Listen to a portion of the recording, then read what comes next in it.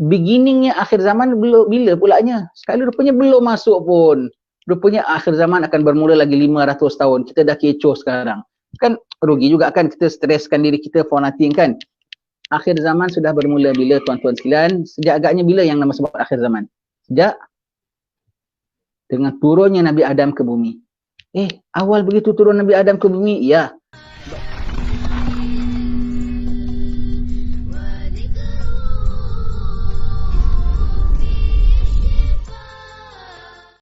Alhamdulillah Rabbil Alamin wa sallallahu sallama ala sayyidina Muhammadin wa ala alihi wa sahbihi ajma'in. Assalamualaikum warahmatullahi wabarakatuh. Alhamdulillah yang kita hormati Ustaz Abu Bakar Qadi dari Seri Kembangan beserta juga dengan jemaahnya di sana dan juga tuan-tuan puan-puan sekalian. Syukur Alhamdulillah, syukur pada Allah Ta'ala yang mana pagi ini kita disadarkan Allah Ta'ala dari tidur kita dalam keadaan masih sihat, masih hidup lagi dan masih ada iman lagi. Syukur pada Allah Subhanahu Wa Ta'ala atas nikmat keimanan ini. Kita mohon pengampunan dari segala dosa-dosa kita. Kita mohon Allah Ta'ala agar halang kita daripada segala perkara-perkara mungkar yang dimurkai olehnya. Kita mohon agar Allah Ta'ala tetapkan iman kita senantiasa. Kita mohon kepada Allah Ta'ala agar maafkan kesalahan kita, agar padamkan segala kesan-kesan dosa dalam hati kita. Agar Allah Ta'ala kikiskan segala gian dosa dalam diri kita. Kita mohon kepada Allah Ta'ala yang Maha Agung, Maha Mulia, Maha Perkasa, yang mana tiada Tuhan melainkannya, agar Allah Ta'ala kelak apabila sampai ajal maut kita, Allah Ta'ala matikan kita dalam keadaan beriman. Kita mohon pada Allah Ta'ala agar pada hari kita menghadap Allah Ta'ala, kita sebagai hamba yang beriman kepada Tuhannya, hamba yang diridai oleh Tuhannya, hamba yang dipandang oleh Tuhannya. Hari kiamat pasti berlaku, akhirat pasti berlaku dan kita nak menghadap Allah Ta'ala dalam keadaan kita sebagai hamba yang iman kepadanya, hamba yang taat dan patuh kepadanya dengan segala dosa-dosa kita diampunkan. Amin. Amin. Sambung baca kitab kita, peringatan kiamat masih dekat. Suka saya ulang-ulang perkara ini tuan-tuan sekalian ya. Orang selalu sebut kiamat ya, tanda-tanda kiamat, kiamat hampir tiba ya. Orang sebut akhir zaman, akhir zaman. Sekarang kita dah masuk ke belum? Ini orang cakap-cakap aja, sekali rupanya lagi 300-400 tahun. Kan kena tahu jangkanya kan? Kena tahu jangkanya. Baiklah, kena tengok mulanya dan akhirnya. Kena tengok mulanya dan akhirnya. Nabi kita SAW pernah satu hari ni kita mula ceritanya lah, kita tengok ya mula cerita tanda kiamatnya. Nabi kita SAW satu hari ketika dengan para sahabat, ada Sayyidina Umar di situ, didatangi dengan seorang yang putih bersih pakaiannya, hitam kilat rambutnya. Datang menghadap Nabi SAW, duduk sangat hampir dengan Nabi sampai lutut bertemu dengan lutut. Kemudian diletakkan dua tangannya di riba Nabi. Perhati, sahabat perhati, khusus Sayyidina Umar ni cukup perhati, dia tengok adab-adab orang dengan Rasulullah. Kalau orang-orang datang dari luar ni yang tak ada adab dengan Rasulullah, dia yang jadi galang gantinya. Dia yang soundkan orang itu. Dia tahu Nabi akan layan tamunya, tapi dia yang tukang tegurnya. Tapi dia tengok, tapi orang ni penuh adab. Kemudian orang ni yang datang ni bertanya, heran, nampak tak ada gaya orang-orang musafir? Sebab kalau orang musafir, bajunya lusuh, badannya berdebu, tengah padang pasir. Nak bilang orang lokal, tak ada orang kenal dia. Siapa ni, siapa? Heran Sayyidina Umar. Maka dia tanya sama Nabi SAW, khabarkan aku tentang Islam. Nabi sebut 5 perkara.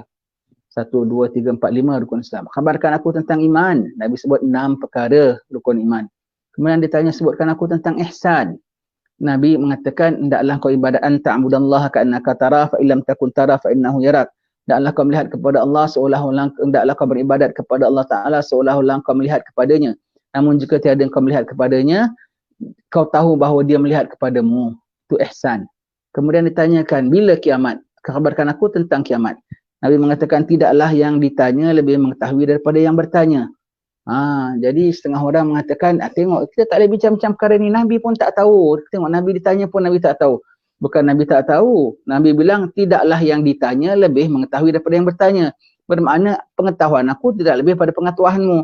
Apa yang kau tahu itulah yang aku tahu. Apa yang kau tahu itulah kau tahu. Sama-sama tahu. Ada tahu tak? Ada tahu di situ. Kemudian ditanyakan berikan tanda-tandanya. Nabi sebut 2 tanda. Apabila kau lihat orang-orang yang badui, kaki ayam, tak berpakaian, tahu-tahu berlomba-lomba bikin bangunan tinggi-tinggi, cakar langit. Yang kedua, apabila kau lihat perempuan melahirkan cik puannya. Begitu. Setiap apa Nabi cakap, dia mengatakan sadaqta, sadaqta, benar engkau, benar engkau. Kemudian dia berpaling. Maka Nabi bertanya kepada sahabat, kamu tahu siapa yang hadir itu? Maka sahabat besar Sayyidina Umar mengatakan, hanya Allah dan Rasulnya juga lebih mengetahui. Maka Nabi mengatakan, itulah Jibril datang kepada kamu mengajarkan kamu urusan agamamu. Urusan agamamu. Maka dan inilah keluar rukun iman, rukun agama. Islam, iman, ihsan. Setengah ulama seperti Imam Bukhari dan lainnya mengatakan 4. Islam, iman, ihsan dan tanda kiamat. Tapi selama ini kita bilang rukun agama 3 ya. Habis yang tanda kiamat ni masuk ke mana? Kita masuk dalam rukun iman yang kelima, percaya pada hari kiamat. Tapi kalau kita masuk percaya pada pada rukun iman yang kelima, percaya hari kiamat, kita setakat baca sebentar selalu. Tapi kalau dijadikan kita masukkan dia, jadikan dia dalam satu subjek khas sendiri, mata pelajaran sendiri, kita akan tengok, bukan hanya tengah belajar sebentar selalu, tanda sekian, kita akan tengok macam mana nak hidup dengan tanda ini. Macam mana nak handle-nya, macam mana nak tackle-nya, macam mana nak selamatnya, macam mana jangan terkena tipu dayanya. Sebab kita hidup dalam tanda-tanda itu. Itu jadilah namanya kitab fiqah tahawulat. Fiqah bagi peredaran zaman ini. Jadi 4 perkara Nabi ditanya, 2 Nabi jawab secara direct, 2 Nabi jawab secara abstrak. Iaitu tentang ihsan dan kiamat, Nabi jawab secara abstrak. Bila mula tanda kiamat tuan-tuan sekalian? Daripada tanda-tanda yang Nabi sebutkan ini, satu tanda, kita boleh tahulah sekuennya pun ada. Lepas ini akan keluar, lepas ini akan keluar, lepas ini akan keluar. Daripada tanda-tanda yang Nabi sebutkan ini, tahulah kita dekat ataupun lambat kiamat itu. Dan boleh dikatakan hampir setiap tanda yang Nabi sebutkan itu sudah keluar belaka. Dan hanya tinggal tanda-tanda besar saja. Tanda besar iaitu apa? Munculnya Imam Sayyidina Imam Al-Mahdi. Dan tanda-tanda Mahdi nak keluar tu pulaknya apa? Tanda-tanda Mahdi nak keluar hampir semua sudah keluar juga. Sebab dia satu tanda sebelum satu keluar, ada tanda-tanda, ada sub-tandanya pula. Tanda Imam Mahdi nak keluar, boleh dikatakan hampir semua sudah keluar juga. Tinggal satu saja, perang besar. Perang besar seluruh dunia yang bertukar menjadi perang agama. Islam akan dikerjakan oleh orang-orang kufar. Ya. Baik, itu perang besar akan berlaku. Bila perang besarnya pun kita tak tahu. Nabi cakap, tetapi kita yang mengalami kita boleh lihat. Nampaknya sekarang ni macam belum nak dekat lagi ya perang besar tu. Masih aman damai dunia. Kuasa-kuasa besar masih bekerjasama antara satu sama lain. Masih mesra sama. Masih adakan latihan kapal bersama-sama. Latihan kapal terbang bersama-sama. Masih aman damai. Betul? Tanya sendiri, jawab sendirilah. Begitu ya. Apa yang Nabi cakap semua dah menjurus. Kemudian kita nak tengok itu ending-endingnya. Beginningnya akhir zaman bila pulaknya? Sekali rupanya belum masuk pun. Rupanya akhir zaman akan bermula lagi 500 tahun. Kita dah kecoh sekarang. Kan rugi juga kan kita streskan diri kita for nothing kan. Akhir zaman sudah bermula bila tuan-tuan sekalian? Sejak agaknya bila yang nama sebut akhir zaman? Sejak dengan turunnya Nabi Adam ke bumi. Awal begitu turun Nabi Adam ke bumi? Ya. Sebab turunnya Nabi Adam, Allah Ta'ala sebut ini ja'ilun fil ardi khalifah. Aku jadikan atas muka bumi ini khalifah, pengganti. Pengganti kepada semua yang sebelum Nabi Adam AS. Termasuk dinosaurnya, termasuk Ice Age-nya, termasuk caveman-nya. Itu semua bukan anak Adam ya. Ada caveman-caveman itu bukan anak Adam. They are not human. They are only human-like creatures. Tapi dia tidak makmurkan muka bumi, dia tidak bangunkan bangunan, dia hanya tinggal dalam gua, dia bunuh memos, dia gaduh, itu saja. Itu yang malaikat bilang, kau nak jadikan atas muka bumi yang tumpahkan darah, yang saling tumpahkan darah buat kerosakan. Mana malaikat tahu? Dia dah nampak atas muka bumi ini. Dia dah nampak atas muka bumi ini. Maka Adam tu ada khalifah mengganti semuanya.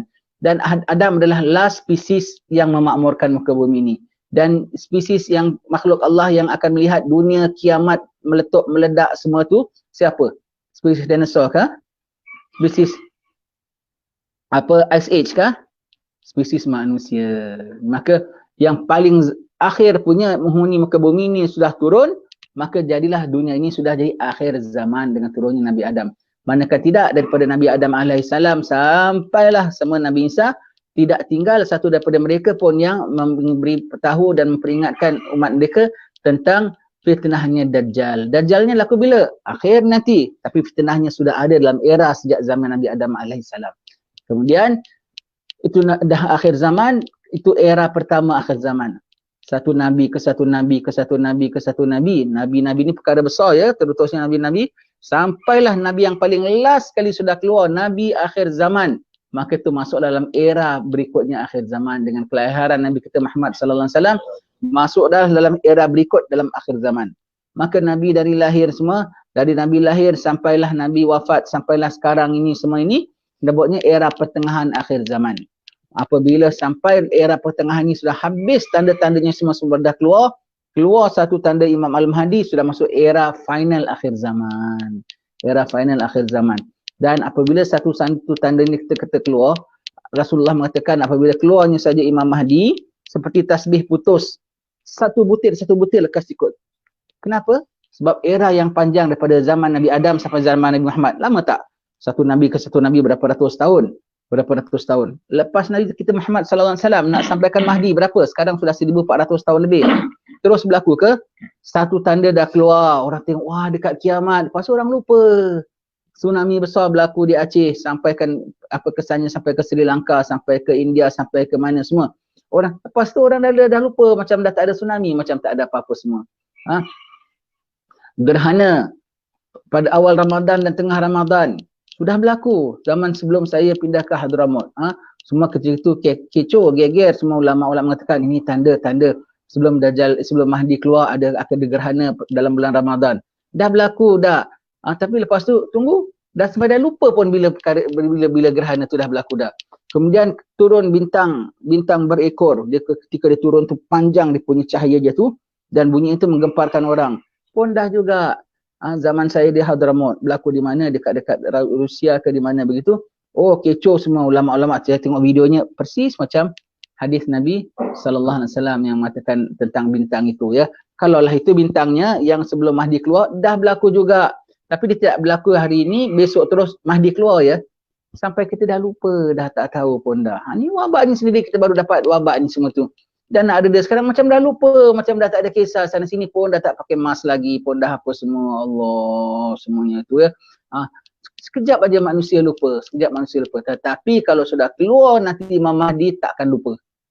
Kerana eventnya lepas satu bersambut cepat sekali.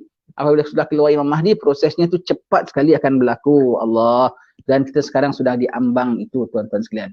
Dan janganlah kita menyangkakan bahawasanya setiap apa yang berlaku pada akhir zaman ini akan berlaku secara slow sekali. Dia makin akhir makin cepat. Macam dia punya evolve dia tu, dia punya berlaku pergolakannya tu begitu slow. Tidak, dia punya very fast rate dengan segala cepat dan segeranya. Manakah tidak, Nabi mengatakan akhir zaman orang setahun rasa seperti sebulan, sebulan rasa seperti seminggu, seminggu rasa seperti sehari, sehari rasa seperti sejam. Kalau setahun rasa sebulan, setahun berapa bulan? 12 bulan, rasa sebulan, rasa macam satu bulan, dicepatkan 12 kali. Kalau sehari rasa macam satu jam, satu hari berapa jam? 24 jam. 24 jam rasa macam satu jam, dicepatkan 24 kali. Sebab itu kalau dulu kita tengok perang Jepun nak masuk, wah semua British dah tunggu. Dulu kita Malaysia, Singapura semua masih sama kan. Dah tunggu di selatan Singapura, di laut, kan Jepun ni nak perang, nak ikut sistem kami jalan sini ya, kami tumpang lalu, cap pasport semua tau. Jadi ingatkan begitu ya, ramai-ramai semua kami tak bisa untuk masuk sini. Dia tunggu semua dengan meriam-meriam, dia tinggal dekat Fort Siloso, dekat Pulau Sentosa tu. Tak masuk, masuk daripada mana? Masuk daripada utara. Siam buka jalan. Turun sampai Causeway. Seminggu aja daripada utara sampai Singapura, seminggu saja. Seminggu saja. Kalau kita ingatkan begitu, sekarang tak tunggu seminggu lah. Ini hari dia isytihar perang, ini hari juga porak-peranda tengah dunia boleh. Begitu. Cepat. Segala-galanya akan berlaku cepat. Termasuklah cuaca berubah dengan cepat. Dulu nak tunggu cuaca berubah, kalau dulu makan 40 tahun, sekarang 10 tahun sudah berubah. Kerana sikap manusia cepat, informasi dulu cepat. Dulu kalau nak dapat satu khabar punya lama, apa-apa semua tu, satu kematian dari Batu Pahat antara Singapura, surat satu telegram saja. Telegram postman hantar. Dapat surat. Wah, Fulan meninggal, Atuk Saleh meninggal. Apa begitu. Wah, dapat satu surat itu aja dapat dah. Itu. Sekarang itu jam berlaku, itu jam dapat, tak tunggu live telecast lagi. Manusia sendiri boleh rakyat sendiri boleh bikin telecastkan segala-galanya gambar semua tu. Semua cepat. Penyakit tular dengan cepat tak? Dengan cepat dia tular. Allah. Semua cepat dengan cepat. Begitu juga kebaikan akan menular, fahaman-fahaman yang baik, fahaman-fahaman yang menyelamatkan. Dulu macam tak dengar, tiba-tiba merecup banyak.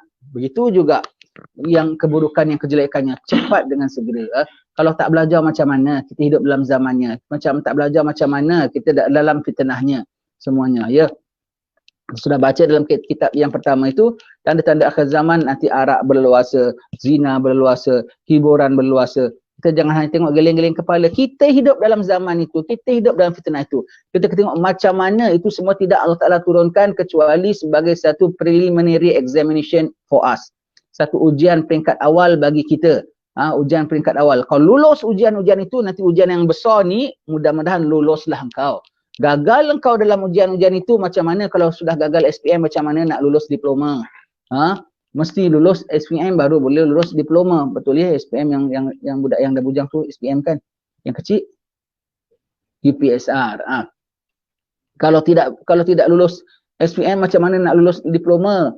Kalau tak lulus diploma, macam mana nak lulus degree? Jadi ujian peringkat kiamat, ujian tanda-tanda kecil itu, kalau kita tidak lulus macam mana? Kalau tidak lulus macam mana? Iaitu apa? Kita lulusnya ketika itu kita tengok macam mana kita dengan apa keterlibatan kita dengan zina. Macam mana keterlibatan kita dengan arak? Macam mana keterlibatan kita dengan hiburan? Macam mana keterlibatan kita dengan riba? Kalau kau involve, kau gagal. Kau gagal, kau macam mana segeralah kau duduki pemeriksaannya dan kau betulkan markah kau, mudah-mudahan kau lulus dalam ujian yang berikutnya lagi. Ya. Zina, kita ada zina tak? Hari-hari zina mata, pandang perempuan punya aurat semua datang televisyen semua tu. Hiburan, jangan cakap lagi. Lagi apa lagi kita bilang? Arak, kita tak minum arak, alhamdulillah, syukur. Tapi kita buat bodoh nampak kilang arak. Buat bodoh, sebelah kita lampu merah, sebelah kita kilang arak. Tak berdebar kita nampak apa lori arak sebelah kita delivery sebesar-besar lori. Kita tak berdebar, kan kita berdebar. Kita nampak lori babi aja kita dah berdebar, nampak lori arak kita tak berdebar tau. Macam tak ada apa-apa. Astaghfirullah. Paling tidak nampak mungkar, cegah dengan tangan. Bukan hanya kau tak minum arak. Kau kena wajib tegah. Dan kau tegah tak boleh dengan tangan, dengan lisan. Tak dengan lisan, dengan hati. Hati kau pun tak rasa bersalah. Allah, pasal orang tak rasa bersalah lah, orang tidak cakap. Orang rasa orang tak cakap lah, maka tindakan pun tak diambil. Maka sebab itulah kilang arak berderet-deret semuanya itu. Kalaulah kita dalam proses-proses tanda-tanda yang kecil ini, kita tidak dapat lulus, bagaimana dapat kita lulus dengan ujian yang besar lagi nanti pada akhir zaman. Kalau nafsu-nafsu yang gini saja kita sudah layani senantiasa, ini akan pula nafsu yang sampai boleh menggugat nyawa dan jiwa kita. Oh, kita give in saja nanti semua. Oh, demi padahal tengok ya, paling penting sekali ya, sekali jaga iman ya. Pada ketika ini jaganya bukan harta, jaganya bukan nyawa pun, jaganya iman. Jaga iman. Mati pun tak apa asal iman tak. Jaga-jaga. Kalau terlampau sangat kita nak selamatkan nyawa, nak selamatkan harta sampai iman tergadai, jangan sekali-kali. Jangan sekali-kali. Ya.